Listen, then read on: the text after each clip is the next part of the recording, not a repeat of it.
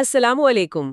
Budget باس میں خوش آمدید، وہ چینل جہاں ہم پیسے، کاروبار اور کامیابی کے پیچھے چھپی نفسیات کو آسان انداز میں سمجھتے ہیں۔ اگر آپ سمارٹ طریقے سے پیسہ کمانا اور بزنس کو سمجھنا چاہتے ہیں تو ابھی چینل کو سبسکرائب کریں۔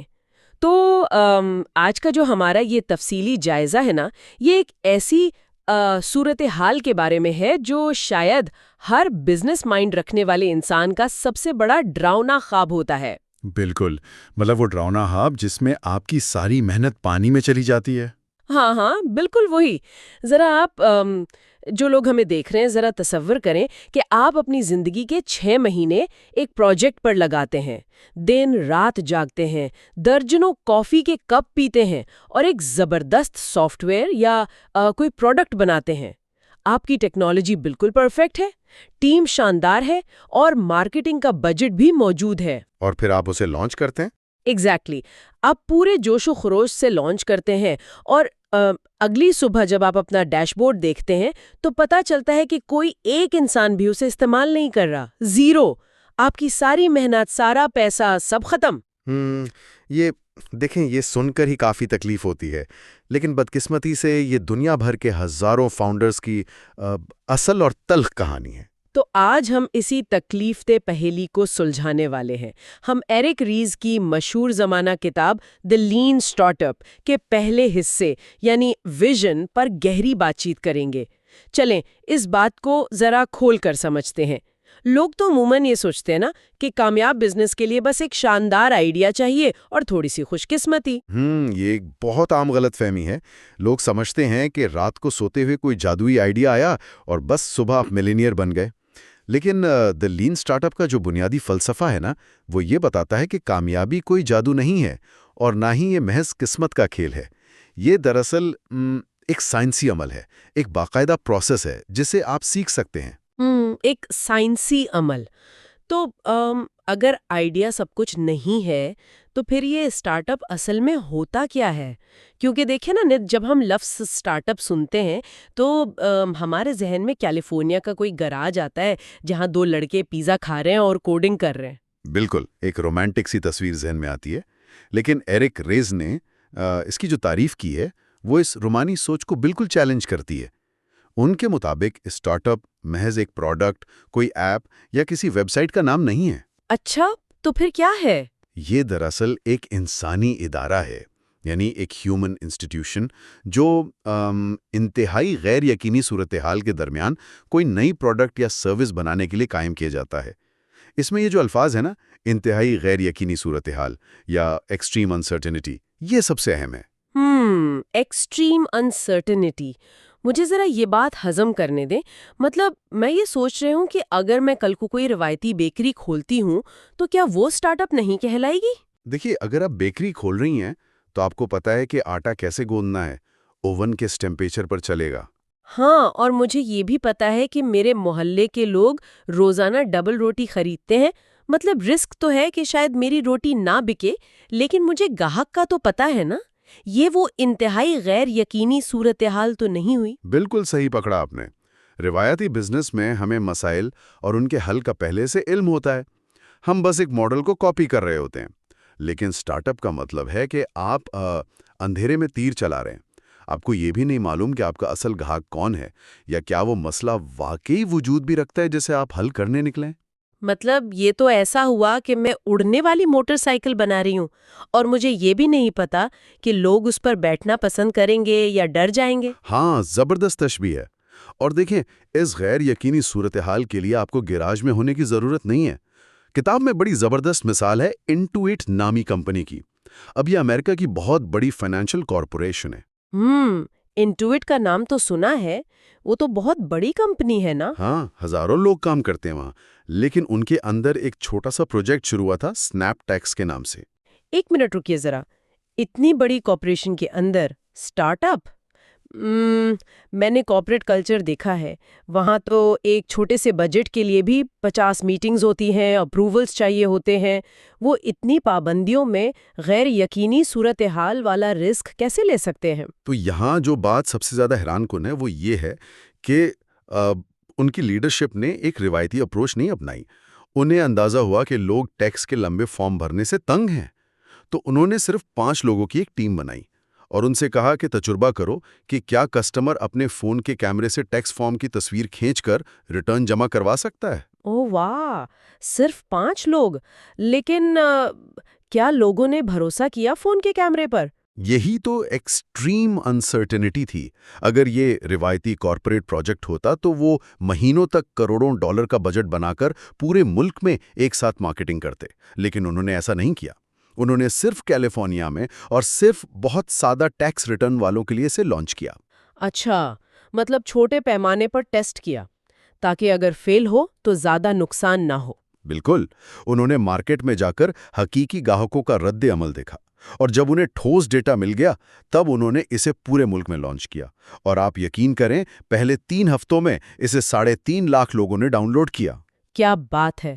مطلب انوویشن کے لیے واقعی کسی گیراج کی نہیں، بس ایک محفوظ ماحول کی ضرورت ہوتی ہے جہاں آپ تجربات کر سکیں۔ لیکن ایک چیز جو مجھے اس کتاب میں تھوڑی عجیب لگی، بلکہ مجھے اس پر شدید اعتراض ہے۔ جی بتائیں۔ مصنف کہتا ہے کہ انٹرپرینیورشپ دراصل مینجمنٹ کی ہی ایک قسم ہے۔ اب دیکھیں نا، انٹرپرینیور کا لفظ سن کر تو اسٹیو جابز جیسی کوئی زبردست تخلیقی شخصیت یاد آتی ہے، اور مینجمنٹ کا نام سنتے ہی ایک بورنگ سا دفتر، اسپریڈ شیٹس اور سخت اصول ذہن میں آتے ہیں۔ میں تو یہ مانتی ہوں کہ روایتی مینجمنٹ نئے آئیڈیاز کا گلا گھونٹ دیتی ہے۔ آپ کا یہ اعتراض بہت ویلڈ ہے، اور تقریباً ہر نیا فاؤنڈر یہی سوچتا ہے۔ ہم نے مینجمنٹ کو ایک گالی سا بنا دیا ہے۔ لیکن مصنف یہ نہیں کہہ رہا کہ آپ سٹارٹ اپ میں روایتی مینجمنٹ لے آئیں، وہ کہہ رہے ہیں کہ روایتی جنرل مینجمنٹ واقعی نئے بزنس کو تباہ کر دیتی ہے۔ تو پھر مینجمنٹ کیسی ہونی چاہیے؟ دیکھیں، روایتی مینجمنٹ پیشگوئیوں پر چلتی ہے، طویل مدتی پلاننگ پر۔ وہ تب کام کرتی ہے جب آپ کے پاس پچھلے 10 سال کی سیلز کا ڈیٹا ہو۔ سٹارٹ اپ میں تو آپ کے پاس پچھلے 10 دن کا بھی ڈیٹا نہیں ہوتا، تو آپ فورکاسٹ کیسے کریں گے؟ یہ تو ایسا ہی ہے جیسے میں کسی انجان شہر میں رات کے اندھیرے میں بغیر گوگل میپس کے گاڑی چلا رہی ہوں۔ اب مجھے منزل کا تو تھوڑا اندازہ ہے، لیکن میں آنکھیں بند کر کے ریس تو نہیں دے سکتی نا۔ مجھے ہر چوراہے پر سائن بورڈ دیکھ کر فیصلہ کرنا ہوگا کہ اب دائیں موڑنا ہے یا بائیں۔ زبردست، یہی بات ہے۔ مصنف نے بھی اسی لیے راکٹ اور سٹیئرنگ ویل کی مثال دی ہے۔ روایتی بزنس پلان ایک راکٹ کی طرح ہے۔ آپ لانچ سے پہلے مہینوں حساب لگاتے ہیں، اور ایک بار راکٹ اڑ گیا تو آپ راستہ نہیں بدل سکتے۔ ہاں، ذرا سی کیلکولیشن کی غلطی اور راکٹ تباہ۔ بالکل، لیکن سٹارٹ اپ گاڑی چلانے کی طرح ہے۔ آپ ڈرائیونگ سیٹ پر ہیں اور مسلسل اپنے سٹیئرنگ ویل کے ذریعے سمت کو ایڈجسٹ کر رہے ہیں۔ کبھی بریک لگاتے ہیں، کبھی راستہ بدلتے ہیں۔ اس نئے طرز کی مینجمنٹ کو وہ انٹرپرینیوریل مینجمنٹ کہتے ہیں۔ اچھا، فرض کریں کوئی شخص یہ سٹیئرنگ ویل والی بات ماننے سے انکار کر دے۔ وہ کہے کہ نہیں بھائی، میرا آئیڈیا تو بہت زبردست ہے، میری ریسرچ پکی ہے، میں تو راکٹ ہی اڑاؤں گا۔ جب کوئی اس پروسیس کو نظر انداز کرتا ہے تو پھر کیا ہوتا ہے؟ پھر وہی ہوتا ہے جو خود اس کتاب کے مصنف ایرک رائس کے ساتھ ان کے پہلے سٹارٹ اپ میں ہوا تھا۔ ہاں، میں نے وہ کہانی پڑھی ہے۔ وہ تو کسی ہالی ووڈ کی ڈرامائی فلم کا سین لگتا ہے۔ .com کا بلبلہ پھٹ چکا تھا، ان کے اور ان کے پارٹنر کے پیسے ختم ہو گئے تھے، اور وہ شدید بارش میں کھڑے ایک دوسرے پر چیخ رہے تھے۔ مطلب ایک فاؤنڈر کے لیے اس سے برا انجام کیا ہو سکتا ہے؟ بہت بھیانک منظر ہے وہ، واقعی۔ لیکن اس پوری کہانی کا سب سے تکلیف دہ حصہ وہ بارش والا جھگڑا نہیں تھا۔ سب سے تکلیف دہ بات، جس کا ایرک خود اعتراف کرتے ہیں، وہ یہ تھی کہ انہوں نے بظاہر سب کچھ بالکل ٹھیک کیا تھا۔ کیا مطلب سب ٹھیک کیا تھا؟ فیل تو ہو گئے نا وہ۔ مطلب یہ کہ بزنس کے تمام روایتی اصولوں پر انہوں نے 100% عمل کیا تھا۔ ان کی پلاننگ میں کوئی کمی نہیں تھی، بہترین ٹیم تھی، شاندار ٹیکنالوجی تھی، ان کا آئیڈیا بھی وقت کے لحاظ سے کمال کا تھا۔ وہ کالج کے طلباء کے لیے ایک ایسا پلیٹ فارم بنا رہے تھے جہاں وہ امپلائرز کے ساتھ اپنی پروفائل شیئر کر سکیں۔ تو پھر دماغ یہیں تو سن ہو جاتا ہے نا۔ اگر پلان پرفیکٹ ہے، ٹیم پرفیکٹ ہے، ایگزیکیوشن شاندار ہے، تو پھر وہ فیل کیوں ہوئے؟ قسمت خراب تھی کیا؟ اصل مسئلہ یہ تھا کہ وہ جو پروڈکٹ بنا رہے تھے، گاہک کو اس کی قطعی کوئی ضرورت نہیں تھی۔ انہوں نے خامیوں بھرے پلان کو بالکل پرفیکٹ طریقے سے عملی جامہ پہنایا تھا۔ کتاب میں اس المناک صورتحال کو اچیونگ فیلئر، یعنی کامیابی سے ناکام ہونا کہا گیا ہے۔ او مائی گاڈ، کامیابی سے ناکام ہونا، یہ تو بہت خطرناک کانسیپٹ ہے۔ مطلب راکٹ بالکل پرفیکٹ اینگل پر اڑا تو صحیح، لیکن کسی اور ہی سیارے پر جا گرا جہاں کوئی رہتا ہی نہیں۔ ہم تو یہی سمجھتے ہیں نا کہ اگر چیز محنت سے بنا لی تو بس ہم کامیاب ہیں۔ یہی تو وہ جھوٹا افسانہ ہے جو ہمیں فلمیں اور میگزین بیچتے ہیں۔ ہمیں کامیاب کمپنیوں کا صرف چمکتا ہوا چہرہ نظر آتا ہے، ہمیں وہ بورنگ پروسیس نظر نہیں آتا جہاں وہ بار بار گرتے ہیں اور کسٹمر سے فیڈ بیک لے کر چیزیں بدلتے ہیں۔ کامیاب کاروبار اسی بورنگ لیکن ٹھوس پروسیس کا نتیجہ ہوتا ہے۔ تو اگر اصل مسئلہ خراب پلاننگ نہیں ہے اور ایک بہترین آئیڈیا، بجٹ اور ٹیکنالوجی مل کر بھی بزنس کو بچا نہیں سکتے، تو وہ کون سی چیز ہے جس کی کمی ایک پرفیکٹ پروڈکٹ کو تباہ کر دیتی ہے؟ وہ واحد چیز جو فرق پیدا کرتی ہے وہ ہے سیکھنا، یعنی لرننگ۔ کتاب کے مطابق نئے بزنس کا بنیادی مقصد پروڈکٹ بنانا یا فوراً پیسے کمانا نہیں ہے، بلکہ یہ سیکھنا ہے کہ ایک طویل مدتی بزنس ماڈل کیسے کھڑا کیا جائے۔ ایک سیکنڈ رکیے ذرا، میں یہاں ایک بہت سخت قسم کا اعتراض کرنے والی ہوں۔ جی فرمائیں۔ میں نے کارپوریٹ دنیا میں اکثر دیکھا ہے کہ جب کوئی بڑا پروجیکٹ بری طرح فیل ہوتا ہے، لاکھوں ڈالرز ڈوب جاتے ہیں، تو بڑے بڑے مینیجرز سوٹ ٹائی پہن کر میٹنگ روم میں آتے ہیں اور بڑی سنجیدگی سے کہتے ہیں، دیکھیے جی، پروجیکٹ تو ناکام ہو گیا لیکن ہم نے اس سے بہت کچھ سیکھا ہے، یہ ایک بہترین لرننگ ایکسپیرینس تھا۔ مجھے تو یہ سیدھا سیدھا اپنی نوکری بچانے کا ایک خوبصورت بہانہ لگتا ہے۔ کیا یہ سیکھنا واقعی کوئی ٹھوس چیز ہے یا بس مٹی ڈالنے کا طریقہ ہے؟ آپ نے بالکل دکھتی رگ پر ہاتھ رکھا ہے، اور اگر ہم اس بات کو وسیع تر تناظر میں دیکھیں نا، تو مصنف خود بھی اسی بات کی نشاندہی کرتے ہیں۔ وہ کہتے ہیں کہ روایتی کلچر میں لرننگ واقعی ناکامی کا ایک بہانہ ہی سمجھی جاتی ہے۔ ہاں نا، تو پھر اسی لیے ایرک ریز نے صرف لرننگ کا لفظ استعمال نہیں کیا، انہوں نے ایک نئی ٹرم نکالی جسے وہ ویلیڈیٹڈ لرننگ کہتے ہیں، یعنی تصدیق شدہ سیکھنا۔ ویلیڈیٹڈ لرننگ، تو اس تصدیق کا کوئی ثبوت بھی ہوتا ہے یا بس باتوں کی حد تک؟ بالکل ثبوت ہوتا ہے، یہ کوئی جذباتی تسلی نہیں ہے، یہ ایک سائنسی طریقہ ہے جس میں آپ باقاعدہ ڈیٹا، شواہد اور گاہکوں کے حقیقی رویوں سے ثابت کرتے ہیں کہ آپ کا بزنس صحیح سمت میں جا رہا ہے۔ آپ کمرے میں بیٹھ کر مفروضے نہیں بناتے، بلکہ مارکیٹ میں جا کر دیکھتے ہیں۔ میں آپ کو آئی ویو کی مثال دیتا ہوں، جو مصنف کا دوسرا سٹارٹ اپ تھا۔ اچھا، تو اس بار انہوں نے پچھلی غلطیوں سے کیا سیکھا؟ ان کا ویژن یہ تھا کہ لوگ 3D ایواتارز کے ذریعے آن لائن بات چیت کرنا پسند کریں گے۔ اب اس وقت مارکیٹ میں یاہو اور MSN جیسے بہت سے میسیجنگ نیٹ ورکس تھے، تو ان کی ٹیم نے کمرے میں بیٹھ کر ایک مفروضہ بنایا کہ کوئی بھی انسان ایک نئی ایپ ڈاؤن لوڈ نہیں کرے گا، کیونکہ اس کے سارے دوست پرانے نیٹ ورکس پر ہیں۔ مجھے تو یہ مفروضہ کافی منطقی لگ رہا ہے۔ اگر میں بھی کوئی ایپ بناؤں تو یہی سوچوں گی کہ لوگ نیا اکاؤنٹ کیوں بنائیں گے بھلا؟ ہاں، بظاہر بہت منطقی لگتا ہے۔ تو انہوں نے مہینوں لگا کر ایک ایسی پیچیدہ ٹیکنالوجی بنائی جو ان تمام پرانے میسیجنگ پلیٹ فارمز کے ساتھ جڑ سکتی تھی۔ دن رات ایک کر کے انہوں نے یہ فیچر بنایا، اور جب لانچ کیا تو کیا رسپانس آیا ہوگا آپ کے خیال میں؟ میرے خیال میں لوگوں نے پسند کیا ہوگا۔ رسپانس مکمل زیرو تھا، ایک کسٹمر نے بھی اسے استعمال نہیں کیا۔ مہینوں کی محنت دھری کی دھری رہ گئی۔ او مائی گاڈ، پھر تو دوبارہ بارش میں لڑنے کا ٹائم آ گیا ہوگا ان کا۔ ہاں نہیں، اس بار انہوں نے لڑنے کے بجائے کچھ اور کیا۔ انہوں نے اپنے ممکنہ گاہکوں کو، جو زیادہ تر نوجوان تھے، اپنے دفتر بلایا، ان کے سامنے کمپیوٹر رکھا اور کہا کہ ذرا اسے استعمال کر کے دکھائیں۔ اچھا، تو جب یوزرز نے لائیو استعمال کیا تو کیا پتا چلا؟ کوئی خرابی تھی ایپ میں؟ نہیں، ایپ ٹھیک تھی۔ جب انہوں نے نوجوانوں سے کہا کہ اپنے موجودہ دوستوں کو اس 3D ایواتار کے ذریعے میسج بھیجیں، تو نوجوانوں نے صاف انکار کر دیا۔ انہوں نے کہا کہ بھائی، ہمیں نہیں پتا یہ نیا سسٹم کیسا ہے، ہم اپنے دوستوں کے سامنے یہ عجیب سی چیز بھیج کر بیوقوف کیوں بنیں؟ اوہو، مطلب دوستوں کے سامنے شرمندگی کا ڈر تھا۔ بالکل، اور اس وقت ٹیم کو وہ ویلیڈیٹڈ لرننگ ملی جو ان کی سوچ کے بالکل الٹ تھی۔ گاہک پرانے دوستوں کے ساتھ نہیں، بلکہ نئے دوستوں کے ساتھ بات کرنے کے لیے اواتار استعمال کرنا چاہتے تھے۔ تاکہ پہچان چھپی رہے اور اگر بات نہ بنے تو کوئی شرمندگی نہ ہو۔ یار، یعنی وہ جو مہینوں تک راتوں کو جاگ کر پرانے نیٹ ورکس کے ساتھ انتظام کی کوڈنگ ہو رہی تھی، وہ ساری کی ساری ردی کی ٹوکری میں چلی گئی۔ 100%، کیونکہ وہ ایک ایسا مسئلہ حل کر رہے تھے جو گاہک کا تھا ہی نہیں، اور لین سٹارٹ اپ میں اسے ویسٹ یا ضیاع کہا جاتا ہے۔ ہر وہ کام اور ہر وہ فیچر جو آپ کو یہ جاننے میں مدد نہیں دیتا کہ گاہک اصل میں کیا چاہتا ہے، وہ سراسر ویسٹ ہے۔ تو اگر وہ چاہتے تو شروع میں ہی ایک سادہ سا پروٹوٹائپ بنا کر 2 ہفتوں میں یہ بات سیکھ سکتے تھے، اتنے مہینے ضائع کرنے کی ضرورت ہی نہیں تھی۔ بالکل یہی بات ہے۔ روایتی طور پر ہم پروڈکٹیوٹی کو اس بات سے ناپتے ہیں کہ ملازم نے کتنے گھنٹے کام کیا، لیکن لین سٹارٹ اپ میں پروڈکٹیوٹی یہ ہے کہ آپ نے کتنی جلدی وہ سیکھا جس کی گاہک کو در حقیقت طلب ہے۔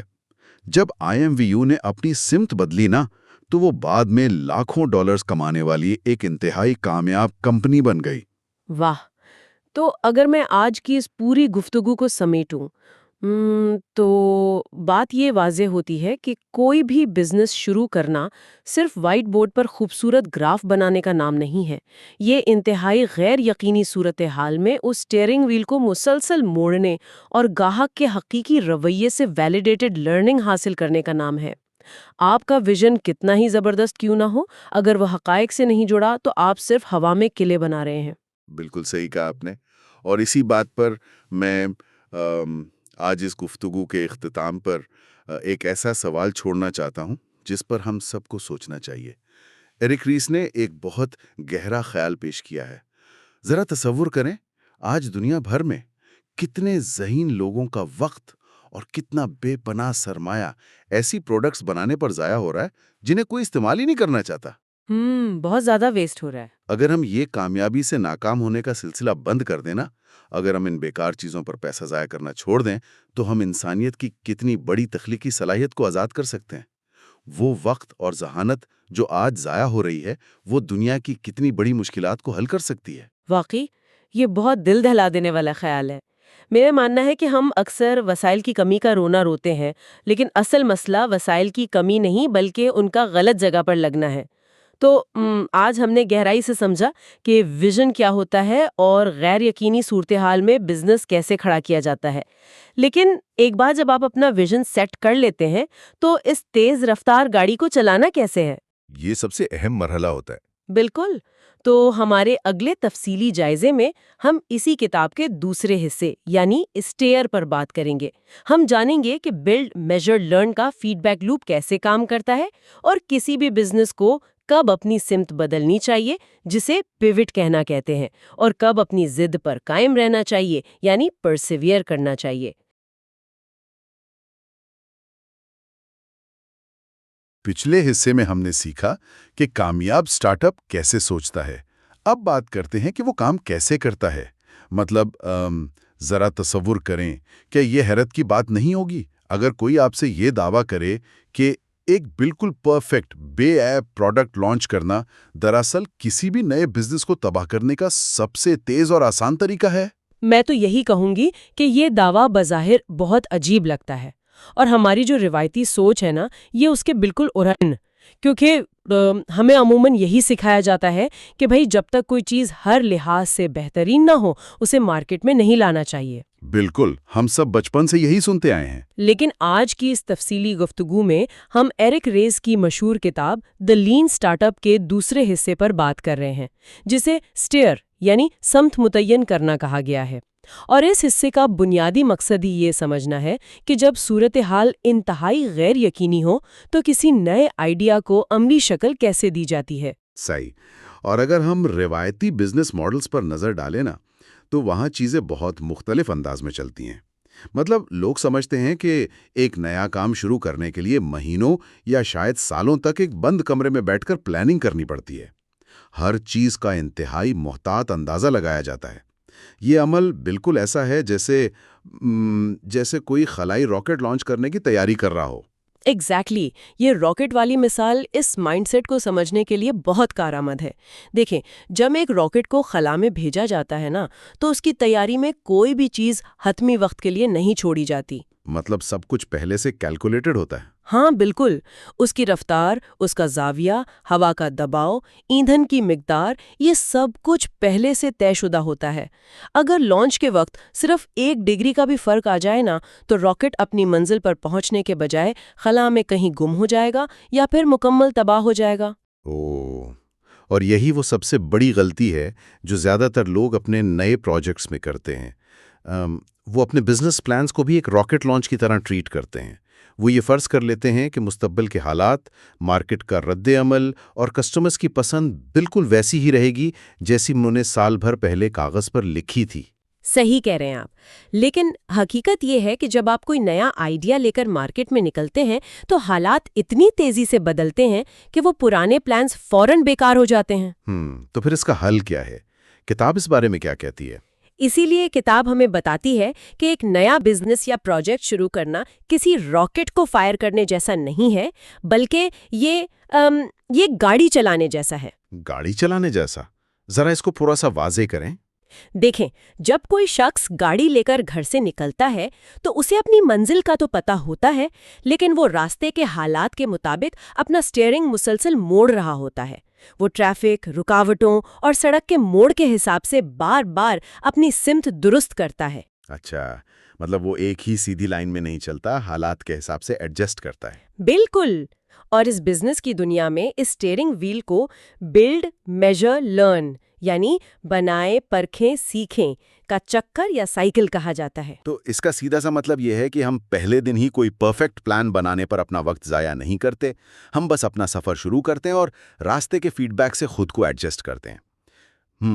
تو اگر ہم اس بلڈ، میجر، لرن سائیکل کو کھول کر دیکھیں کہ میکینزم کام کیسے کرتا ہے، تو اس کا آغاز کہاں سے ہوگا؟ اس عمل کا آغاز ایک بہت ہی خام، ایک بہت ہی بنیادی آئیڈیا سے ہوتا ہے۔ سب سے پہلا مرحلہ بلڈ یعنی بنانا ہے، اور یہاں بنانے کا مطلب پوری اور فائنل پروڈکٹ تیار کرنا ہرگز نہیں ہے، بلکہ اپنے آئیڈیا کو جلد سے جلد ایک ایسی شکل دینا ہے جسے لوگ کم از کم استعمال کر سکیں۔ صحیح، اور اس کے بعد پھر ہم اسے پرکھتے ہیں انہیں۔ ہاں، اس کے بعد میجر یعنی پرکھنے کا مرحلہ آتا ہے۔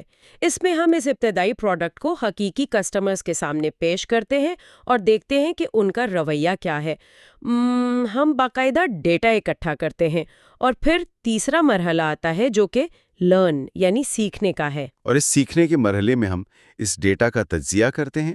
بالکل، اس میں ہم ڈیٹا کو دیکھ کر یہ فیصلہ کرتے ہیں کہ کیا ہمارا مفروضہ صحیح تھا یا ہمیں اپنی حکمت عملی تبدیل کرنے کی کوئی ضرورت ہے۔ یہاں سے ایک بہت اہم نقطہ ابھر کر سامنے آتا ہے۔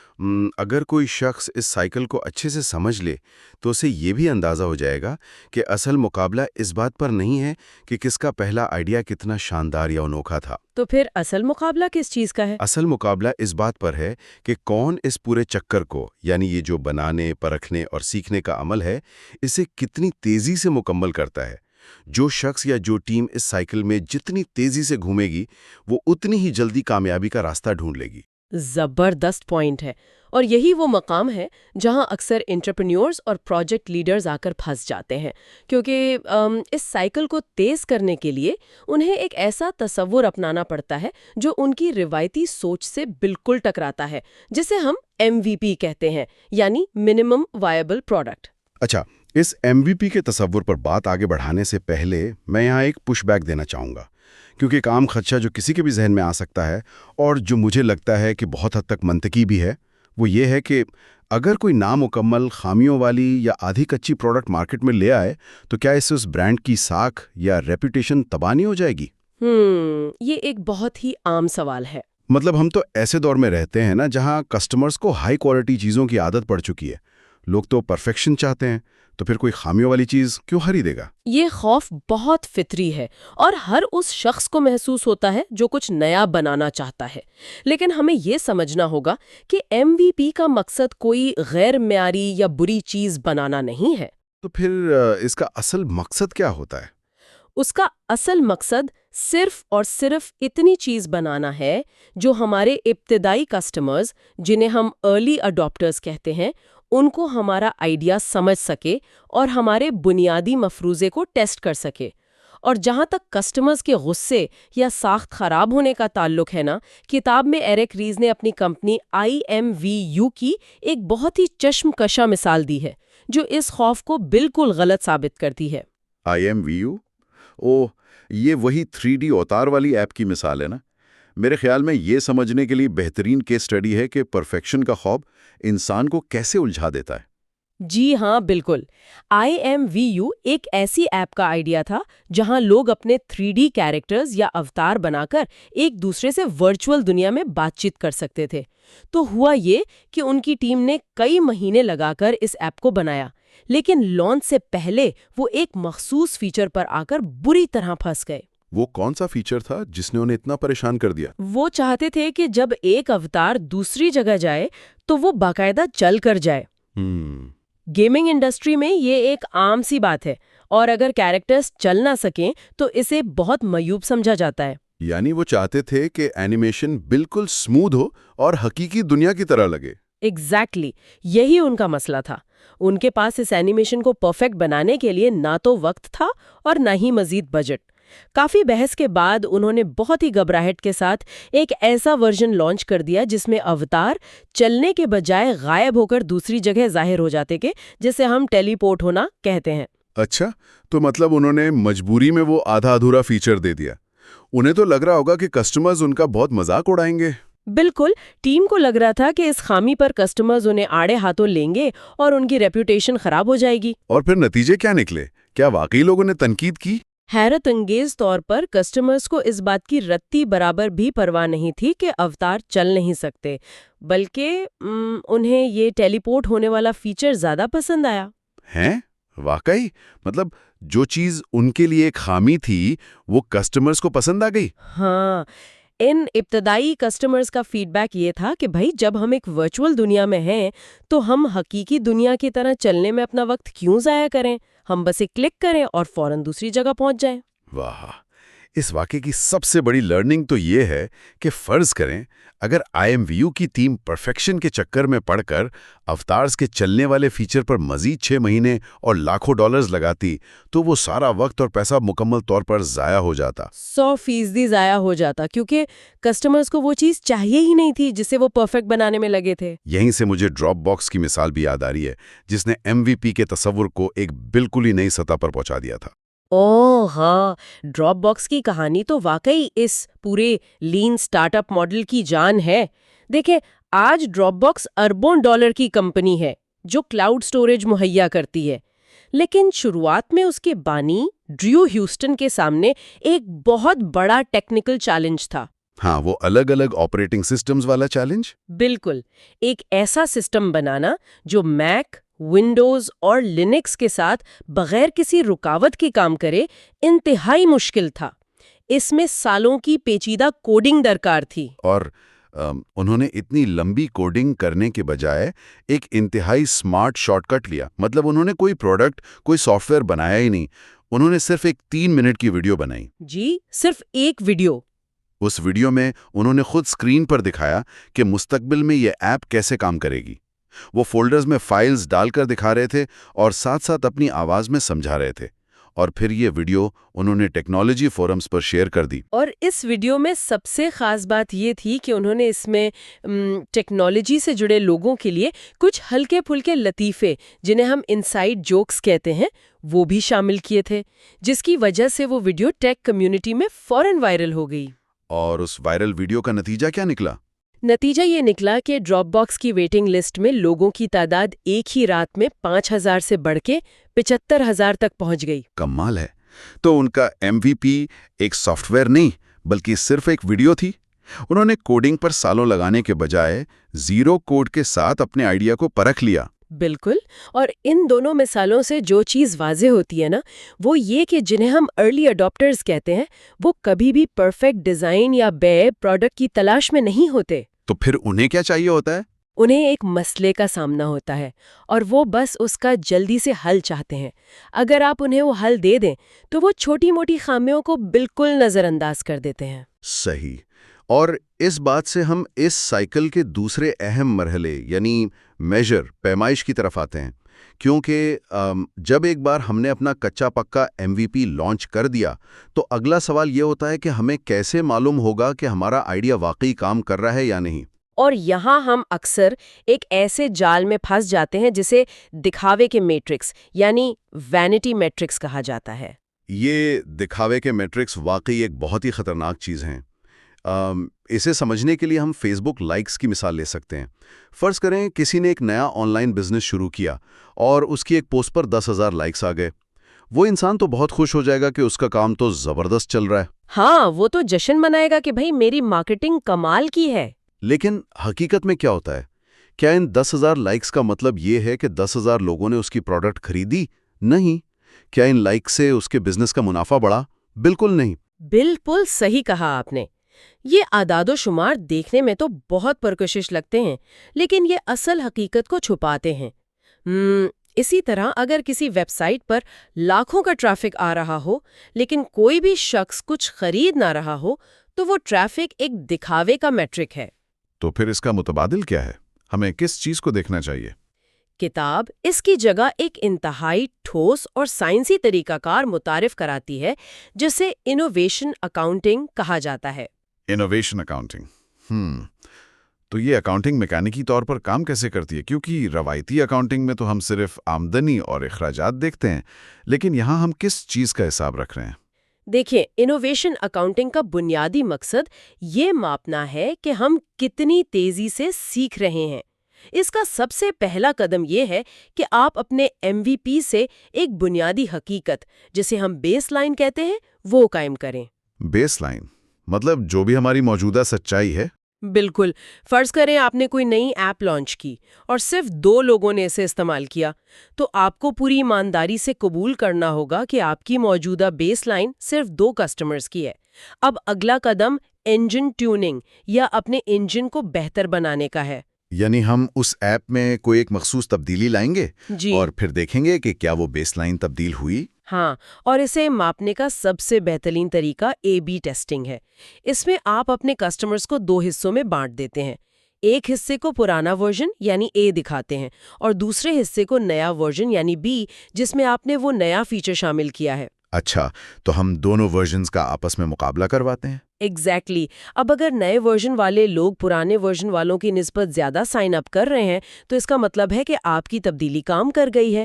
یہ جو نیا ڈیٹا سامنے آیا ہے نا، اسے ہم قابل عمل میٹرکس یعنی ایکشنبل میٹرکس کہتے ہیں۔ یہ طریقہ اس لیے بھی بہت ضروری ہے کیونکہ اکثر کمپنیاں ایک ساتھ بہت ساری چیزیں تبدیل کر دیتی ہیں۔ مطلب وہ ایک ہی ہفتے میں نیا فیچر بھی ڈال دیں گی، مارکیٹنگ کیمپین بھی چلا دیں گی اور قیمتیں بھی بدل دیں گی۔ ہاں، اور پھر جب مہینے کے آخر میں سیلز بڑھتی ہیں اور پوری ٹیم جشن مناتی ہے تو کسی کو پتہ نہیں ہوتا کہ اصل وجہ کیا تھی۔ بالکل۔ اگر ان سے پوچھا جائے کہ ان تینوں میں سے کس چیز کی وجہ سے سیلز بڑھیں تو ان کے پاس کوئی جواب نہیں ہوتا، کیونکہ انہوں نے اتنی زیادہ چیزیں ایک ساتھ بدلی تھیں کہ واضح سبب جاننا ناممکن ہو جاتا ہے۔ جبکہ ایکشنبل میٹرکس ہمیشہ واضح کرتے ہیں کہ کس عمل کا کیا نتیجہ نکلا، اور جب ہمارے پاس یہ سچا اور واضح ڈیٹا آ جاتا ہے تو ہم اس سائیکل کے تیسرے سب سے اہم اور سب سے مشکل مرحلے میں داخل ہوتے ہیں، جو ہے لرن یعنی سیکھنا۔ اور یہیں پر ایک ایسا لمحہ آتا ہے جو کسی بھی پروجیکٹ لیڈر کا سب سے کڑا امتحان ہوتا ہے، رائٹ؟ بالکل، یہ وہ لمحہ ہوتا ہے جب آپ کا ڈیٹا چیخ چیخ کر بتا رہا ہو کہ ہماری موجودہ حکمت عملی کام نہیں کر رہی۔ تو پھر اس صورتحال میں اگلا قدم کیا ہونا چاہیے؟ میں نے پڑھا ہے کہ کتاب یہاں 2 راستے بتاتی ہے: راستہ بدلنا جسے پیوٹ کہتے ہیں، یا پھر ڈٹے رہنا جسے پرسیویئر کہتے ہیں۔ ہاں، یہی 2 راستے ہوتے ہیں۔ لیکن اس تصور پر اگر ہم تھوڑی تنقیدی نگاہ ڈالیں تو ہمیں ہر موٹیویشنل تقریر، ہر کتاب اور بچپن سے ہی یہ سکھایا جاتا ہے کہ کبھی ہمت نہ ہاریں، اپنے خوابوں کا پیچھا کریں۔ تو کیا راستہ بدلنے یا پیوٹ کرنے کا مطلب ہار مان لینا اور ہمت ہار دینا نہیں ہے؟ یہ ایک ایسی غلط فہمی ہے جس نے لاتعداد پروجیکٹس اور بزنسز کو مکمل تباہ کیا ہے۔ پیوٹ کرنے کا مطلب ہرگز ہار ماننا نہیں ہے۔ اس کو واضح کرنے کے لیے کتاب میں ووٹزن نامی سٹارٹ اپ کے بانی ڈیوڈ بنٹی کی کہانی بہت تفصیل سے بیان کی گئی ہے۔ ڈیوڈ کی کہانی؟ اس میں کیا خاص بات تھی؟ ڈیوڈ کا ایک بہت مضبوط ویژن تھا۔ وہ سیاسی عمل میں عام شہریوں کی شمولیت کو ٹیکنالوجی کے ذریعے بڑھانا چاہتے تھے۔ اور اس ویژن کو عملی جامہ پہنانے کے لیے انہوں نے صرف $1200 اور چند مہینوں کی محنت سے اپنا پہلا MVP لانچ کیا تھا۔ انہیں توقع تھی کہ لوگ جوک در جوک آئیں گے، پلیٹ فارم پر سائن اپ کریں گے اور سیاسی مہمات کا حصہ بنیں گے۔ لیکن جب انہوں نے اپنے ڈیٹا کو دیکھا تو ان کے ایکشنیبل میٹرکس نے ایک بہت ہی سخت حقیقت آشکار کی۔ وہ حقیقت کیا تھی؟ ان کے میٹرکس نے واضح کیا کہ صرف 5% لوگوں نے سائن اپ کیا، اور جو لوگ آئے وہ بھی کچھ خاص متحرک نہیں تھے۔ یہ نتائج انتہائی مایوس کن تھے۔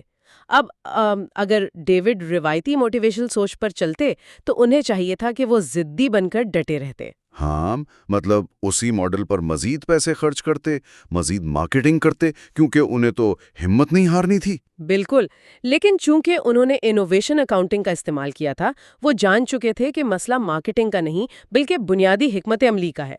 تو انہوں نے ہمت ہارنے کے بجائے پیوٹ کرنے کا فیصلہ کیا۔ اور یہاں سمجھنے والی سب سے اہم بات یہ ہے کہ انہوں نے اپنا اصل ویژن، یعنی سیاسی عمل میں شمولیت، وہ تبدیل نہیں کیا۔ انہوں نے صرف اس منزل تک پہنچنے کا راستہ بدلا۔ ایگزیکٹلی، یہ پیوٹ کی سب سے بہترین تعریف ہے۔ پیوٹ کا مطلب ویژن کو بدلنا نہیں ہے بلکہ منزل تک پہنچنے کی حکمت عملی کو بدلنا ہے۔ تو پھر ڈیوڈ نے اپنے ماڈل میں کیا تبدیلی کی؟ ڈیوڈ نے اپنے کسٹمرز سے بات کی اور ماڈل میں تبدیلی کی۔ اس نئے ماڈل کو ٹیسٹ کرنے میں انہیں 8 مہینے لگے۔ جب وہ بھی پوری طرح کامیاب نہ ہوا تو انہوں نے دوسرا پیوٹ کیا جس میں 4 مہینے لگے۔ اور پھر انہوں نے مزید تیزی دکھائی۔ ہاں، پھر تیسرا پیوٹ کیا جس میں صرف 1 مہینہ لگا۔ ہر گزرتے سائیکل کے ساتھ ان کے سیکھنے کی رفتار تیز ہو رہی تھی، اور بالآخر وہ ایک ایسے ماڈل تک پہنچ گئے جو نہ صرف لوگوں کو پسند آیا بلکہ منافع بخش بھی تھا۔ کیا بات ہے! ڈیوڈ کی کہانی سے ملتی جلتی ایک اور حیرت انگیز مثال ویلتھ فرنٹ کی بھی ہے۔ یہ پلیٹ فارم آج کل پروفیشنل انویسٹمنٹ اور فنانس کی دنیا کا ایک بہت بڑا نام ہے۔ وہ بلینز آف ڈالرز مینج کرتے ہیں، لیکن کیا آپ کو پتا ہے ان کی شروعات کیسے ہوئی تھی؟ ہاں، ان کی شروعات کسی پروفیشنل انویسٹمنٹ پلیٹ فارم کے طور پر بالکل نہیں ہوئی تھی۔ وہ ایک online Facebook game کے طور پر شروع ہوئے تھے۔ ایک گیم؟ مطلب لوگ گیم میں انویسٹمنٹ کرتے تھے؟ جی، ان کا ابتدائی مفروضہ یہ تھا کہ لوگ گیم کے اندر ورچوئل انویسٹمنٹ کریں گے، اور جو لوگ گیم میں اچھا پرفارم کریں گے انہیں اصلی سرمایہ کاری کے لیے فنڈز دیے جائیں گے۔ تو پھر مسئلہ کہاں آیا؟ جب انہوں نے اس آئیڈیا کو پرکھا تو ڈیٹا نے انہیں ایک بڑی کڑوی سچائی بتائی۔ جو لوگ واقعی اپنی خون پسینے کی جمع پونجی کی سرمایہ کاری کرنا چاہتے ہیں وہ کسی online Facebook game پر بھروسہ نہیں کرتے۔ ان کا رویہ انتہائی سنجیدہ ہوتا ہے اور وہ پروفیشنل سروس چاہتے ہیں۔ بالکل منطقی بات ہے۔ اگر ویلتھ فرنٹ کی ٹیم اپنے اسی گیمنگ والے آئیڈیا پر ضد کر کے ڈٹی رہتی تو آج ان کا وجود بھی نہ ہوتا۔ بالکل نہ ہوتا۔ انہوں نے ڈیٹا کی بنیاد پر ایک بہت بڑا پیوٹ کیا۔ انہوں نے اپنا نام بدلا، اپنا پورا ماڈل بدلا، گیمنگ کے شوقین کسٹمرز کو چھوڑ دیا اور خود کو ایک انتہائی سنجیدہ پروفیشنل انویسٹمنٹ پلیٹ فارم میں تبدیل کر لیا۔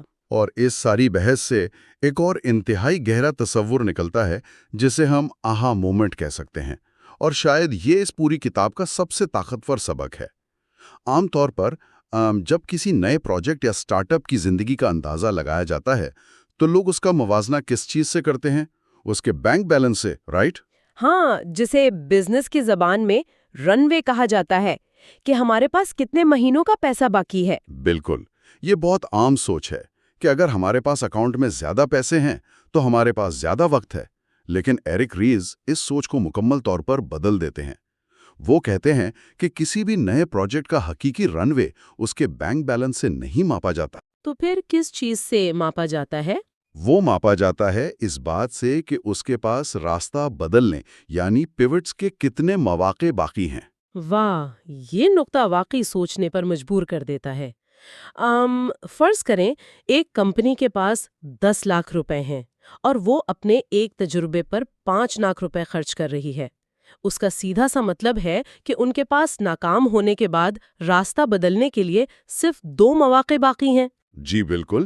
اس کے برعکس اگر وہ اپنے بلڈ میجر لرن کے چکر کو انتہائی تیز کر دیں اور کوئی ایسا سستا طریقہ ڈھونڈ لیں کہ ایک تجربے پر صرف 1 لاکھ روپے خرچ ہوں، تو اب ان کے پاس 10 پیوٹس باقی ہیں. اور اس سے ان کے کامیاب ہونے اور صحیح راستہ ڈھونڈ لینے کے امکانات کئی گنا بڑھ جاتے ہیں۔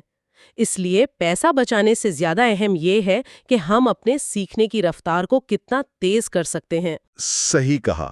اور اگر کوئی ٹیم اس تیز رفتاری سے نہیں سیکھتی اور بغیر ڈیٹا کے صرف اپنی انا یا ضد میں آ کر ایک ہی فلاپ آئیڈیا پر ڈٹی رہتی ہے، تو وہ کمپنی ایک انتہائی خوفناک حالت میں چلی جاتی ہے. کتاب میں اس کیفیت کو ایک بڑا عجیب سا نام دیا گیا ہے۔ ہاں، اس سے زندہ لاشوں کی سرزمین یعنی land of the living dead کا نام دیا گیا ہے. یہ وہ حالت ہوتی ہے جہاں کوئی پروجیکٹ نہ تو اتنا کامیاب ہو رہا ہوتا ہے کہ وہ منافع کما کر خود کو سنبھال سکے، اور نہ ہی اتنا ناکام ہوتا ہے کہ اسے فوراً بند کر دیا جائے۔ بس وہ بیچ میں لٹکا رہتا ہے اور سالوں تک ملازمین کی توانائیاں، وقت اور سرمایہ چوس رہا ہوتا ہے. بروقت کیا گیا ایک پیوٹ دراصل انسان کو اس زندہ لاش بننے کی اذیت سے بچا لیتا ہے۔ اس لیے یہ بہت ضروری ہے کہ ہم اپنے فیصلوں کی بنیاد خوف یا انا کے بجائے زمینی حقائق اور فیڈ بیک پر رکھیں، کیونکہ جب تک ہم اپنی غلطیوں کا سامنا نہیں کریں گے، ہم سیکھ نہیں پائیں گے. بالکل، فیڈ بیک سے ڈرنا نہیں چاہیے، بلکہ اسے اپنے فائدے کے لیے استعمال کرنا چاہیے۔ تو آج کی اس تفصیلی گفتگو کو اگر سمیٹا جائے تو ہمیں اپنے موجودہ کام اور پروجیکٹس پر نظر ثانی کرنے کی ضرورت ہے. ہمیں یہ دیکھنا چاہیے کہ جن چیزوں کو پرفیکٹ بنانے پر ہم اپنا سب سے زیادہ وقت، توانائی اور پیسہ لگا رہے ہیں، کیا واقعی کسٹمرز کو ان کی پرواہ ہے، یا ہم صرف تنقید اور فیڈ بیک کے ڈر سے اس بلڈ میجر لرن سائیکل کو شروع کرنے سے کتراتے رہتے ہیں؟ یہ ایک ایسا سوال ہے جو مسلسل اپنے آپ سے پوچھنا ضروری ہے، لیکن اصل کامیابی تب آتی ہے جب آپ اس پروسیس کو تیز کر دیتے ہیں۔ اب تک آپ نے سیکھ لیا کہ اسٹارٹ اپ کیسے سوچتا ہے اور کیسے کام کرتا ہے. اب جانتے ہیں کہ کامیاب لوگ تیزی سے گرو کیسے کرتے ہیں. تو آج کے اس ڈیپ ڈرائیو میں ہم دا لین اسٹارٹ اپ کے تیسرے اور آخری حصے پر بات کریں گے، جسے ایکسیلریٹ یا تیزی سے آگے بڑھنے کا نام دیا گیا ہے۔ جی، اور یہ بہت ہی دلچسپ حصہ ہے، کیونکہ ہر کوئی جاننا چاہتا ہے کہ رفتار کیسے بڑھائی جائے۔ بالکل، اور آج کا ہمارا مشن بھی یہی ہے کہ ہم ان ذرائع اور نوٹس کی مدد سے یہ سمجھیں کہ چھوٹے قدم، جنہیں اسمال بیچز کہتے ہیں، وہ کیوں بہتر ہیں، اور یہ کہ مسلسل بہتری کیسے لائی جاتی ہے، گروتھ انجن آخر کس بلا کا نام ہے، اور وہ کیا وجہ ہے کہ بڑی بڑی کمپنیاں سست ہو جاتی ہیں جبکہ اسٹارٹ اپس تیزی سے ترقی کر جاتے ہیں۔ اور یہ سب بہت منطقی ہے۔ ہاں، اور میں بہت پرجوش ہوں، کیونکہ دیکھیں یہ جو معلومات ہے نا، یہ صرف ان لوگوں کے لیے نہیں ہے جو کوئی بڑا بزنس کر رہے ہیں۔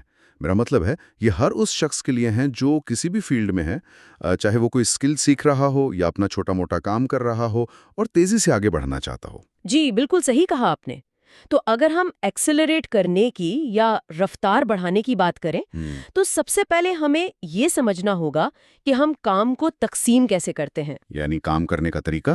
ہاں دیکھیں، عام طور پر ہمارا ذہن، انسانی نفسیات ہمیں یہ کہتی ہے کہ اگر کوئی کام جلدی ختم کرنا ہے نا تو سارے کام ایک ساتھ کر لو۔ ہاں بالکل، ہم سب یہی سوچتے ہیں۔ اسے لارج بیچز یا بڑے بیچز کہتے ہیں، لیکن کتاب ہمیں بتاتی ہے کہ حقائق اس کے بالکل برعکس ہیں۔ اچھا، وہ کیسے؟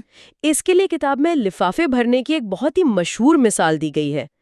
فرض کریں آپ کو 100 لفافوں میں خط ڈال کر بھیجنے ہیں، تو کیا طریقہ ہوگا؟ تو ہمارا دماغ کیا کہتا ہے؟ وہ کہتا ہے کہ پہلے سارے 100 خطوں کو باری باری طے کر لو۔ ہاں، میں بھی یہی کروں گا۔ مطلب پہلے 100 خط طے کر لیے، پھر 100 کے 100 لفافوں میں ڈال دیے اور آخر میں سب پر مہر لگا دی۔ بالکل، لیکن کتاب بتاتی ہے کہ یہ طریقہ غلط ہے۔ اس کے بجائے سنگل پیس فلو بہتر ہے۔ مطلب آپ ایک خط کو مکمل تیار کریں، اسے طے کریں، لفافے میں بند کریں، مہر لگائیں اور پھر دوسرے خط کی طرف جائیں۔ ایک منٹ، مجھے یہاں روکنے دیں۔ آئیں اسے تھوڑا سمجھتے ہیں۔ کیا بار بار ایک کام سے دوسرے کام پر شفٹ ہونا وقت کا ضیاع نہیں؟ کیسے؟ مطلب یہ تو ایسے ہے جیسے پورے ہفتے کا کھانا ایک ساتھ پکانے کے بجائے روزانہ الگ الگ پکایا جائے۔ اگر میں اتوار کو ہی ساری سبزیاں کاٹ لوں، سارا مسالہ بنا لوں، تو میرا روزانہ کا چولہا جلانے اور برتن دھونے کا وقت بچ جائے گا نا۔ روزانہ شفٹ ہونے میں تو بہت ٹائم ضائع ہوتا ہے۔ آپ کا پوائنٹ بہت زبردست ہے اور بظاہر یہ بہت منطقی لگتا ہے۔ اسے لوکلائزڈ ایفیشنسی کہتے ہیں، لیکن اس میں ایک بہت بڑا خطرہ ہے جسے ہم نظر انداز کر دیتے ہیں۔ وہ کیا؟ دیکھیے، بڑے بیچز بعض اوقات ایک مہلک چکر یا ڈیتھ اسپائرل بن جاتے ہیں۔ فرض کریں آپ نے اتوار کو پورے ہفتے کا کھانا ایک ساتھ پکا لیا۔ جی، پکا لیا۔ اور بدھ کے دن آپ کو جا کر پتا چلتا ہے کہ جس ڈبے سے آپ نے نمک ڈالا تھا وہ تو دراصل نمک تھا ہی نہیں، وہ بیکنگ سوڈا تھا۔ اب کیا ہوگا؟ اوہ، وہ تو سارا کھانا ہی ضائع ہو گیا۔ بالکل۔ آپ کا سارا وقت، آپ کی محنت اور تمام اجزاء ایک ہی لمحے میں برباد ہو گئے۔ یہی لفافے بھرنے والی مثال میں ہوتا ہے۔ یعنی اگر ہم نے 100 خط تہہ کر لیے، جی، اور جب آپ انہیں لفافوں میں ڈالنے لگے تب آپ کو پتا چلا کہ خط کا کاغذ تو لفافے کے سائز سے بڑا ہے، تو وہ جو 100 خط تہہ کرنے میں آپ نے وقت لگایا تھا وہ سب ضائع ہو گیا۔ واہ، یہ تو واقعی سوچنے والی بات ہے۔ مطلب اگر میں اسے ایک لوکل بزنس یا آن لائن ارننگ کی مثال پر لاگو کروں، فرض کریں ایک لوکل آن لائن سٹور ہے صحیح۔ اور ان کو آج 50 یا 100 آرڈرز بیک کرنے ہیں۔ اگر وہ لارج بیچ والے طریقے سے کام کریں تو وہ پہلے سارے 100 ڈبے کھولیں گے، جی بالکل۔ پھر سب میں پروڈکٹ ڈالیں گے، اور اگر آخر میں پیکنگ ٹیپ لگاتے وقت پتہ چلے کہ ڈبوں کا سائز غلط تھا اور پروڈکٹ ٹوٹ رہی ہے، تو 100 کے 100 ڈبے ضائع ہو جائیں گے۔ اور اس کے برعکس اگر وہ ایک ایک کر کے پیک کرتے، یعنی سنگل پیس فلو میں، تو پہلی ہی غلطی پر وہ رک جاتے اور نقصان سے بچ جاتے۔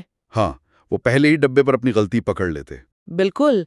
اور دیکھیں، یہی وہ فرق ہے جس کی وجہ سے بڑی کمپنیاں پھنس جاتی ہیں۔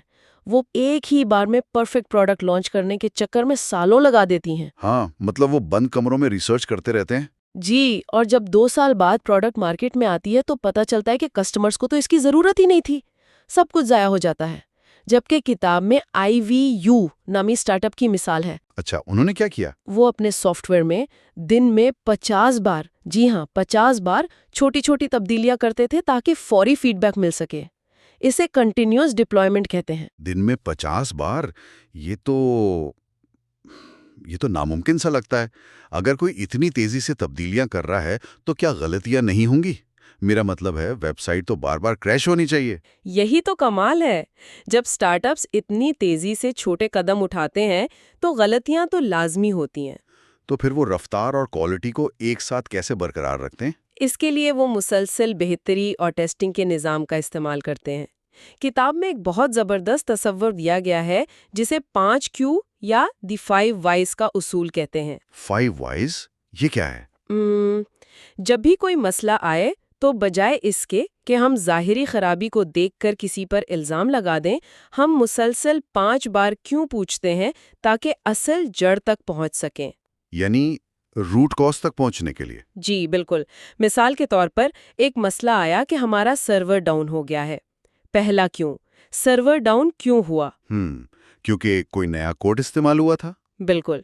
اب دوسرا کیوں، وہ نیا کوڈ کیوں استعمال ہوا جس نے سرور ڈاؤن کر دیا؟ کیونکہ شاید انجینئر کو طریقہ نہیں پتا تھا۔ صحیح۔ تیسرا کیوں، انجینئر کو طریقہ کیوں نہیں پتا تھا؟ کیونکہ اس کی ٹریننگ نہیں ہوئی تھی۔ زبردست۔ چوتھا کیوں، اس کی ٹریننگ کیوں نہیں ہوئی تھی؟ جواب ملتا ہے کہ کیونکہ اس کے مینیجر کا خیال تھا کہ ٹیم کے پاس ٹریننگ کا وقت نہیں ہے، بس جلدی جلدی کام ختم کرو۔ واہ۔ اور 5واں کیوں پوچھیں تو شاید پتہ چلے کہ کمپنی کا کلچر ہی ایسا ہے جہاں سیکھنے کے بجائے صرف آؤٹ پٹ پر زور دیا جاتا ہے۔ بالکل۔ تو دیکھیں، بظاہر سرور کی خرابی ایک ٹیکنیکل مسئلہ لگ رہا تھا، لیکن 5 Whys نے بتایا کہ اصل مسئلہ مینجمنٹ اور ٹریننگ کی کمی تھی۔ یہ تو بالکل ایسا ہے جیسے فرض کریں ہمیں بخار ہو جائے اور ہم بخار کی گولی کھا کر درد دبا دیں، لیکن یہ نہ دیکھیں کہ انفیکشن کہاں سے آ رہا ہے۔ بہت عمدہ مثال ہے۔ مطلب جب تک ہم انفیکشن کا علاج نہیں کریں گے بخار تو دوبارہ ہو جائے گا۔ اگر ہم 5 Whys استعمال نہیں کر رہے تو ہم بس بخار اتار رہے ہیں۔ بالکل صحیح سمجھ رہے ہیں آپ۔ اور اسی انفیکشن کا علاج کرنے کے لیے ایک اور تصور ہے متناسب سرمایہ کاری۔ متناسب سرمایہ کاری؟ اسے ذرا آسان الفاظ میں بتائیں۔ یعنی پروپورشنل انویسٹمنٹ۔ مطلب یہ کہ جتنا بڑا مسئلہ ہو اس کی روک تھام اور حل پر اتنا ہی وقت اور پیسہ لگایا جائے۔ اچھا، یعنی ہر مسئلے پر برابر وقت ضائع نہ کریں۔ جی، اور یہ چیز ایک قدرتی سپیڈ ریگولیٹر کے طور پر کام کرتی ہے۔ جب مسائل زیادہ آنے لگتے ہیں نا تو 5 وائز کی وجہ سے رفتار خود بخود کم ہو جاتی ہے، ٹیم رک کر مسائل حل کرتی ہے۔ اور پھر جب سسٹم ٹھیک ہو جاتا ہے تو وہ دوبارہ تیزی سے آگے بڑھنے لگتے ہیں۔ بالکل، وہ اندھا دھند بھاگ کر خود کو تباہ ہونے سے بچا لیتے ہیں۔ صحیح، تو چلیں ہم نے مسائل حل کر لیے، پروسیس تیز کر لیا، اب اگلا مرحلہ کیا ہے؟ بزنس کو بڑا بھی تو کرنا ہے نا؟ جی بالکل، اور اس کے لیے اسٹارٹ اپس کو ایک انجن کی ضرورت ہوتی ہے جسے گروتھ انجن کہتے ہیں۔ Growth engine? اچھا، یہ کیا ہوتا ہے؟ دیکھیں، پائیدار گروتھ یا سسٹینیبل گروتھ کا صرف ایک ہی بنیادی اصول ہے، وہ یہ کہ پرانے کسٹمرز کے ایکشن سے یا ان کے طرز عمل سے نئے کسٹمرز کا آنا۔ مطلب ہم صرف اشتہارات پر انحصار نہیں کر رہے؟ بالکل نہیں۔ کتاب میں 3 اہم گروتھ انجنز پر بات کی گئی ہیں۔ پہلا ہے سٹکی انجن۔ سٹکی انجن یعنی چپکنے والا انجن؟ ہاں جی، اس کا سارا انحصار اس بات پر ہے کہ آپ کسٹمرز کو روکے کیسے رکھتے ہیں، جسے ریٹینشن کہتے ہیں، اور چھوڑ کر جانے کی شرح یعنی چرن ریٹ کو کتنا کم رکھتے ہیں۔ کوئی مثال؟ جیسے کتاب میں کلیکٹیبلز یعنی کھلونے جمع کرنے والوں کے ایک سٹارٹ اپ کی مثال ہے۔ اگر ان کے کسٹمرز ان کی پروڈکٹ سے جڑے رہتے ہیں اور انہیں چھوڑ کر نہیں جاتے تو ان کا بزنس خود بخود گرو کرتا ہے۔ صحیح، اور دوسرا انجن کون سا ہے؟ دوسرا ہے وائرل انجن۔ وائرل تو آج کل بہت استعمال ہوتا ہے لفظ۔ ہاں، لیکن یہاں اس کا مطلب کچھ اور ہے۔ اس میں ایک کسٹمر پروڈکٹ کے استعمال کے دوران ہی اپنے ساتھ مزید دوستوں کو لے کر آتا ہے، ایک وائرل لوپ بن جاتا ہے۔ اچھا، یعنی جیسے میں نے کوئی سروس استعمال کی اور مجھے اس قدر پسند آئی یا اس کا ڈیزائن ہی ایسا ہے کہ میرے دوست بھی اسے دیکھ کر استعمال کرنے پر مجبور ہو گئے۔ بالکل۔ اور تیسرا ہے پیڈ انجن یعنی سرمایہ کاری کا انجن۔ اس میں تو ظاہر ہے پیسے لگا کر کسٹمرز لانے ہوں گے۔ جی، لیکن اندھا دھند پیسے نہیں لگانے، اس کی ایک ریاضی ہے۔ اس میں آپ کو صرف یہ دیکھنا ہوتا ہے کہ ایک کسٹمر کو حاصل کرنے پر کتنی لاگت آئی، جسے ہم کاسٹ پر ایکوزیشن یا CPA کہتے ہیں۔ صحیح۔ اور وہ لاگت اس کسٹمر سے کمائے گئے کل منافع یعنی لائف ٹائم ویلیو اس سے کم ہونی چاہیے۔ یہاں ایک بہت ہی دلچسپ سوال پیدا ہوتا ہے، میرے ذہن میں آ رہا ہے کہ اگر میں ایک بزنس چلا رہا ہوں اور مجھے تیزی سے ترقی کرنی ہے تو کیا مجھے ایک ہی وقت میں ان تینوں انجنز کو آن نہیں کر دینا چاہیے؟ نہیں، بالکل بھی نہیں۔ کیوں؟ مطلب اگر میرے پاس بجٹ ہے تو میں اشتہار بھی چلاؤں، پروڈکٹ کو وائرل بھی کروں اور کسٹمرز کو روکے بھی رکھوں تو میری گروتھ تو ڈبل ٹرپل ہو جانی چاہیے نا؟ بظاہر ایسا لگتا ہے، لیکن کتاب سختی سے اس کی تردید کرتی ہے۔ اچھا، وہ کیوں؟ کیونکہ جب آپ ایک ساتھ سب کچھ کرنے کی کوشش کرتے ہیں تو صرف کنفیوژن پیدا ہوتی ہے۔ اگر آپ کی سیلز بڑھ بھی جائیں تو آپ کو پتہ ہی نہیں چلے گا کہ وہ کس انجن کی وجہ سے بڑھی ہیں۔ ہاں، یہ بات تو ہے۔ کامیاب سٹارٹ اپس ایک وقت میں صرف ایک گروتھ انجن پر فوکس کرتے ہیں۔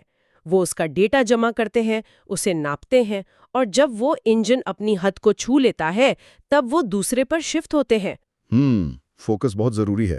اچھا، اگر یہ اصول اتنے ہی زبردست اور کام کرنے والے ہیں تو ایک اور بہت بڑا سوال اٹھتا ہے۔ جی پوچھیں۔ سوال یہ پیدا ہوتا ہے کہ دنیا کی سب سے بڑی اور کامیاب کمپنیاں جن کے پاس ٹیلنٹ بھی ہے اور پیسہ بھی، وہ وقت کے ساتھ سست کیوں ہو جاتی ہیں، اور یہ چھوٹے نئے سٹارٹ اپس انہیں کیسے پیچھے چھوڑ دیتے ہیں؟ اس کی ایک بہت بڑی وجہ ہے، اور وہ پیسے یا ٹیلنٹ کی کمی نہیں ہے، وہ ہے کینیبلائزیشن کا خوف۔ کینیبلائزیشن یعنی خود کو کھا جانا؟ بالکل، بتاتی ہوں کیسے۔ جب کمپنیاں بڑی ہو جاتی ہیں نا تو ان کے پاس کھونے کے لیے بہت کچھ ہوتا ہے۔ ان کی ایک ساکھ ہوتی ہے، ان کے کروڑوں ڈالر کمانے والے پرانے پروڈکٹس ہوتے ہیں۔ صحیح۔ وہ اپنے ان پرانے اور کامیاب پروڈکٹس کو بچانے کے چکر میں نئے تجربات سے ڈرتے ہیں۔ کتاب میں ایک کمپنی کی مثال دی گئی ہے جس کی ایک بہت مضبوط انٹرپرائز سیلز ٹیم تھی۔ اب کمپنی کے اندر ہی کچھ لوگوں نے ایک سستی کنزیومر پروڈکٹ بنائی، لیکن اس سیلز ٹیم نے اس سستی پروڈکٹ کے تجربات کو روک دیا۔ کیوں روک دیا؟ کیونکہ انہیں ڈر تھا کہ اگر ہم نے یہ سستی پروڈکٹ مارکیٹ میں متعارف کروائی تو ہمارے جو بڑے کلائنٹس ہیں جو ہمیں لاکھوں روپے دے رہے ہیں وہ ناراض ہو جائیں گے یا وہ بھی یہی سستی چیز مانگنے لگیں گے۔ واہ، یہ تو انوویشن کا گلا گھٹنے والی بات ہے۔ مطلب وہ اپنی پرانی سلطنت کو بچانے میں اتنے مگن ہیں کہ کچھ نیا بننے ہی نہیں دے رہے۔ جبکہ دوسری طرف اگر ہم سٹارٹ اپس کو دیکھیں، ان کے پاس تو کھونے کو کچھ ہوتا ہی نہیں ہے۔ بالکل بھی نہیں۔ ہاں، ان کے پاس نہ تو پرانی ساکھ ہے نہ بڑے کلائنٹس ہیں، اس لیے وہ بے خوف ہو کر نت مت تجربات کرتے ہیں۔ تو پھر بڑی کمپنیوں کو کیا کرنا چاہیے؟ وہ انوویشن کو سکیل کیسے کریں؟ بڑی کمپنیوں کو انوویشن کو سکیل کرنے کے لیے اپنے اندر ہی چھوٹے سٹارٹ اپس بنانے پڑتے ہیں۔ اپنے اندر سٹارٹ اپس؟ وہ کیسے؟ انہیں ایک انوویشن سینڈ باکس یا آپ کہہ لیں کہ آزادی کا ایک جزیرہ بنانا پڑتا ہے۔ Sandbox? جی، سینڈ باکس کا مطلب ہے ایک ایسا محفوظ ماحول جہاں چھوٹی ٹیموں کو یہ آزادی ہو کہ وہ بغیر کسی بیوروکریسی یا لمبے چوڑے اپروول کے چھوٹے بیچز میں نئے آئیڈیاز ٹیسٹ کر سکیں، اور اگر آئیڈیا فیل بھی ہو جائے تو کمپنی کے مین بزنس کو کوئی نقصان نہ ہو۔ کوئی عملی مثال ہے اس کی؟ جی، کتاب میں کوئک بکس کی بہترین مثال ہے۔ انہوں نے اپنی ان بہت بڑی بڑی ٹیموں کو ختم کر کے چھوٹی ٹیموں کے ذریعے کام شروع کیا۔ اچھا۔ اور پھر ان چھوٹی ٹیموں نے سینڈ باکس کا استعمال کرتے ہوئے اتنی تیزی سے تبدیلیاں کی جو پہلے بڑی ٹیموں کے ساتھ سالوں میں بھی ممکن نہیں تھا۔ واہ، یہ تو واقعی کہ وہاں سے مطلب سسٹم جتنا مرضی بڑا ہو جائے، بنیادی اکائی چھوٹی اور چستی ہونی چاہیے۔ جی بالکل۔ تو چلیں آج کی اس زبردست اور معلوماتی گفتگو کو سمیٹتے ہیں۔ ہم نے دی لین سٹارٹ اپ کے تینوں حصوں کا بغور جائزہ لیا۔ پہلے حصے یعنی ویژن میں ہم نے سیکھا کہ سٹارٹ اپ کا اصل مطلب کیا ہے اور یہ کیسے انتہائی غیر یقینی صورتحال میں کام کرتا ہے۔ بالکل۔ دوسرے حصے یعنی سٹیئر میں ہم نے بلڈ میجر لرن کا کانسیپٹ سیکھا، یعنی ٹیسٹنگ اور پیمائش کے ذریعے درست راستہ چننا۔ اور آج تیسرے حصے ایکسیلریٹ میں ہم نے چھوٹے قدموں اور گروتھ انجنز کے ذریعے تیزی سے ترقی کرنا سیکھا۔ اور اگر ہم اس سب کو ایک بڑے تناظر میں دیکھیں تو یہ کتاب ہمیں ایک بہت گہری اور سوچنے پر مجبور کرنے والی بات بتاتی ہے۔ جی، وہ کیا؟ ذرا سوچیں، اگر ہم کام کی جگہوں پر، دفتروں میں یہ جو غلط طریقے ہیں، فضول میٹنگز ہیں اور بڑی بڑی ناکام لانچز ہیں، ان پر لوگوں کا وقت ضائع کرنا بند کر دیں تو انسانی تخلیقی صلاحیتیں کیا کچھ نہیں کر سکتی؟ ہمیں اندازہ ہی نہیں ہے کہ انسان حقیقت میں کتنا بڑا پوٹینشل رکھتا ہے۔ ہم بس غلط سسٹمز کی وجہ سے اس پوٹینشل کو ضائع کر رہے ہیں۔ واہ، کیا بات کہی ہے آپ نے! یہ واقعیتاً ایک بہت بڑا سچ ہے، اور اگر آپ واقعی اپنی زندگی بدلنا چاہتے ہیں تو ان اصولوں کو صرف سنیں نہیں بلکہ اپلائی کریں۔ یہ علم صرف تبھی فائدہ دے گا جب آپ اسے اپنی عملی زندگی میں شامل کریں گے۔ بالکل، عمل کے بغیر یہ سب صرف کہانیاں ہیں۔ جی، اور اگر آپ کو آج کا یہ ڈیپ ڈائیو پسند آیا ہے تو اس ویڈیو کو ضرور لائک کریں، ہمارے چینل کو سبسکرائب کریں اور اسے اپنے ان دوستوں کے ساتھ شیئر کریں جو زندگی میں کچھ نیا اور بڑا کرنا چاہتے ہیں، تاکہ یہ قیمتی علم ان تک بھی پہنچ سکے۔ اپنا بہت خیال رکھیے گا۔ اللہ حافظ۔